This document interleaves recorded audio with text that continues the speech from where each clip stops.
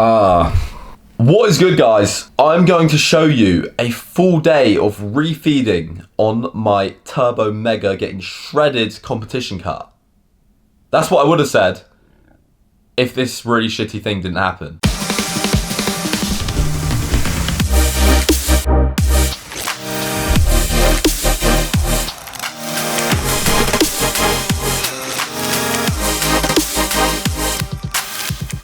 Let me set the scene. I got up, weighed myself, had a sick new weigh-in. Well, went to the wall to take a picture, took a picture of my physique, bam. 9 weeks, 1 day out. Got in the shower, Flexing. went for a morning walk, came back. Day started good. Started recording my video for your refeed day, and things started to go very badly very quickly. I feel like I could drift away.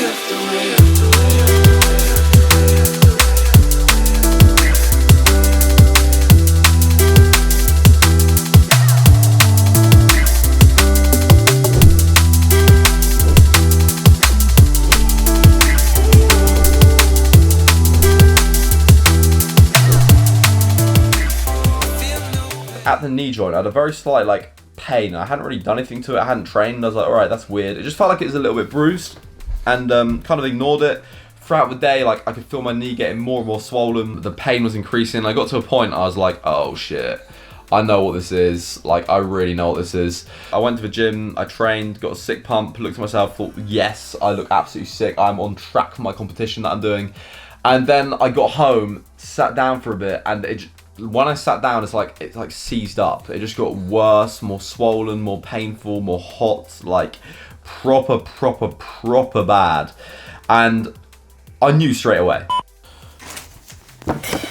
Right, boys, I'm in trouble. My leg, it's a weird feeling going to bed. It's now 1 AM and knowing that it's probably gonna be a lot worse tomorrow.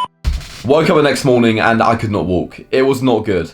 Woke up I was in a lot of pain. I couldn't really move it. I couldn't really bend my leg. I couldn't really straighten my leg either. And I couldn't walk unassisted. Luckily, I had a pair of crutches. And over the next few days, it just got worse. It didn't get any better. Over the next 3 days, it got worse and worse and worse and worse. It kept swelling. It was absolutely huge.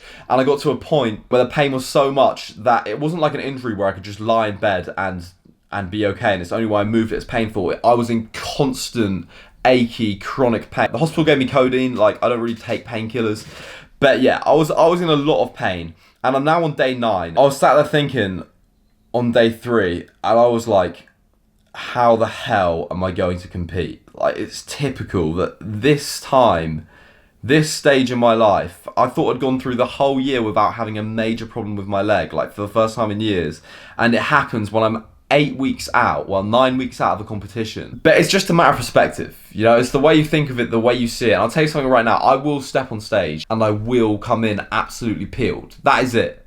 I will do that. Knee gradually got worse and worse, went to the doctors, got some blood tests done, my white blood cell count was normal, CRP, marker of inflammation was very high, I think it was about 137, 140. So normally if you had an infection, you increase white blood cell count and increase CRP, but I just had an increased CRP, so it's more like an inflammatory response to something. As I was refeeding that day, I did refeed that day to about 500 grams of carbs, and I thought that maybe I've had some kind of reaction to the incredible, I did it really stupidly, incredibly high amounts of sugar I had. I probably had about 200 grams of sugar after going from low carb. So I think it may have had something to do with that, but then the inflammation wasn't actually in my joint. It seemed like it was more to do with my ligaments where my quad's attached. The condition that I have in my leg, lymphedema, it affects something called your lymphatic system. What your lymphatic system does is it carries around tissue fluid, it's a big part of your immune system, and mine's damaged. So, one of two things happen. My leg doesn't drain fluid properly off it, so I have to wear a compression tight all the time. And number 2 is it's very prone to infection. So, there's kind of 2 explanations, or 2 kind of theories. Is either a reactive arthritis, something else that's autoimmune or caused by my own immune system rather than a pathogen. And number 2 is an infection in my knee.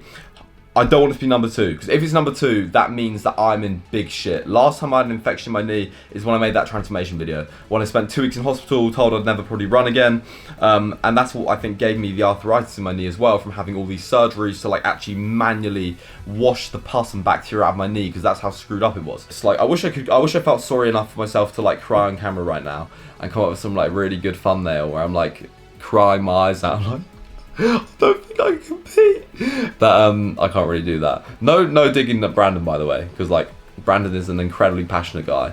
And but I do dig at other people. I will give that as a dig to other people that just use things like little bitch crocodile tears to get views, because they do exist. But that's not Brandon. I need to learn how to do Alfie, whatever his second name is, voice of Peaky Blinders. Peaky Blinders. I got to learn how to do that Alfie's voice, right? Right, Tommy, listen to me. I would love to do that, but I'm not going to cry, and I'm not going to moan about that, because I am going to compete. Like, whatever it takes, even if I have to enter the freaking wheelchair category. I will wipe out the wheelchair category, you know? Like, missing legs ain't the only thing you're going to be worrying about after I fucking get on that stage, boy. No, but I will compete. That's why I can't, like, give you, like, a video where I'm, like, crying and really upset, because I like, in all honesty, you know, like, I've belief in myself. Like, I'm on day 9 right now. Day 9 of no dieting, not being able to walk, not being able to weigh my food, which is not ideal, but it is a test, you know. It is like, I'm not going to say a test from God, because I'm not a religious person. I don't believe in some like entity controlling this, but the world is testing me. The world is testing you. The world is giving you a reminder that you shouldn't expect everything that you have, that things that you do have are a blessing, and you should be grateful for what you've been given. It isn't, you're not entitled to what you have, everything that you have, you know. Like, there's always going to be people much worse than you, there's always going to be people much better than you, but what you have, you still have something. Like, even if you don't have any legs, you can still listen to this right now, you can still see things. There's always something to be grateful for, and it's just kind of like a little reminder whenever I get complacent. I find like I'm not grateful that this happens. Like, it's not ideal not being able to do anything and being in excruciating pain, but I'm grateful for what I'm able to take from it, you know, like gratitude. Be grateful for things, be grateful for what you have, be grateful for that you can walk most of the time, you can go to festivals, you can run, you can do your 11,000 steps. You just got to be grateful for shit, guys, and it's all a matter of perspective. I'd love to make a more like fired up video than this, but I'm pretty doped up on natural pain remedies right now, so I'm pretty chill.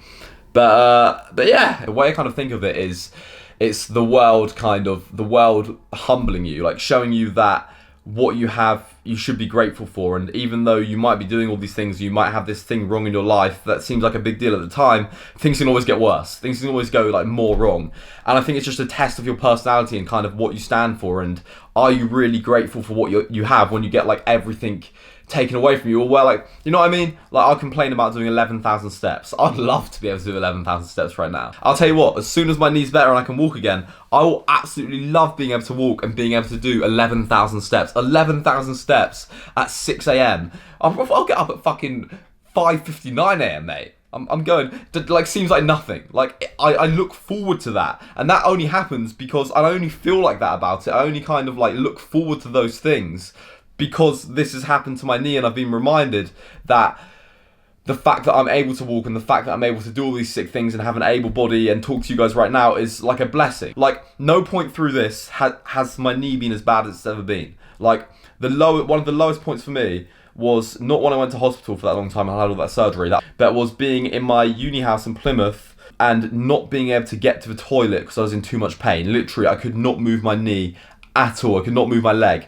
I couldn't go to the toilet. I had to be brought a pan into my room and then lie on my side, which was a position that I was already in because I couldn't move, and like let piss like dribble down into this pan, and then it had to be going empty. Like, I could not go to the loo. And I never got to that. I could always go to the toilet. I was so grateful to be able to do that. I was like never completely crippled. I was able to get out of bed if I needed to. Like, admittedly, it's very painful, but there's always good things to look up to. You know, you got to look on the bright side. And times of adversity, like hardship, they do really make you more grateful for, not necessarily times when you aren't in times of adversity, but they do one or two things. It makes you more grateful for general life, so things that you take for granted, like not being able to do a certain thing, like even having the ability to make this video and having a camera and having internet. That's wonderful. You're more grateful for things. You don't take things for granted. And number two is when you do have times of hardship, challenging tasks like tests, kind of things like this going wrong in your life that isn't great, you're always going to have that situation where, or something to like be like, yeah, maybe this isn't so bad, you know, like life's too short to like moan about your own problems. Everyone has their own issues, just at different scales and different magnitudes. And depending on what else is going on in your life, like it becomes it's scaled to the other events in your life. So I think that everyone has these problems, and these problems all seem massive, even though if you compare them to other people's problems, they vary in sizes. But it's just a matter of perspective, you know? And you can choose to see it as not such a big thing, or you can choose to see it as a massive issue and moan about it to everyone. And moaning is incredibly selfish, because you're saying that your problems are worse than everyone else's. We are gonna fucking smash it. We're gonna smash it. It's shit like this that fires me up, and it's shit like this that I need. Like, I want, you know? If it was easy, why would I do it? Why would I do something that's easy? The whole point of life, other than the meaning of life to reproduce and fucking have children, the purpose of life is to solve problems. The human brain gets like depressed and bored if it has no problems to solve, and I fucking love problems, so I fucking love this. This is what shapes my character, you know. So you gotta. It is what it is. You see it how you choose to see it. Same with everything. You see it how you choose to see it. I'm pretty sure I've used this analogy before. Your mum might be dying, but your mum might be rich. When your mum dies, you get loads of money. Your mum might be dying. She might be really poor, but you might hate her. So choose how to see it. You can either be sad. That sounds fucking horrible. Just to clarify, my mum's not really rich. I absolutely love my mum, and my mum is not dying. But you get the idea, you know. What it is, cup half empty, cup half full. You see it how you want to see it. I will be making YouTube videos why I am crippled. So, first one is a Q&A. Go and hit me up on my Instagram post here. Well, it's actually going to be down below. There's a bag going around. Go and hit me up on Instagram down below and comment on the post where it says Q&A, and any questions you want me to answer in the next video, I'll answer. Anyway, guys, be grateful for what you have. Don't rely on other people. Like, actually use your own brain and use your own things to create workarounds. And if you have a problem, work around it. Don't just stand in front of it. Like, the best analogy that I ever had or ever heard was, I can't remember what book it's from, but it's like, life is like a bicycle. If you try and ride a bicycle, you have to be moving. Like, whether it's in the right direction or the wrong direction, the bicycle has to be moving. When the bicycle slows down, it gets really wobbly. Unless you're me and amazing at riding bicycles. For most people, when the bicycle slows down, you get really wobbly. And if you go slow enough, you stop and fall off. Unless you're me and can do 6 track stands, because I'm the best. But it's like life, you know. If you're just sat there doing nothing, you're going to be wobbly and you're going to fall off. And you get sad. You're not going to do much. You're not going to achieve things. If you're moving forwards, if you're doing stuff, even if it is in the wrong direction, it's better than not moving at all.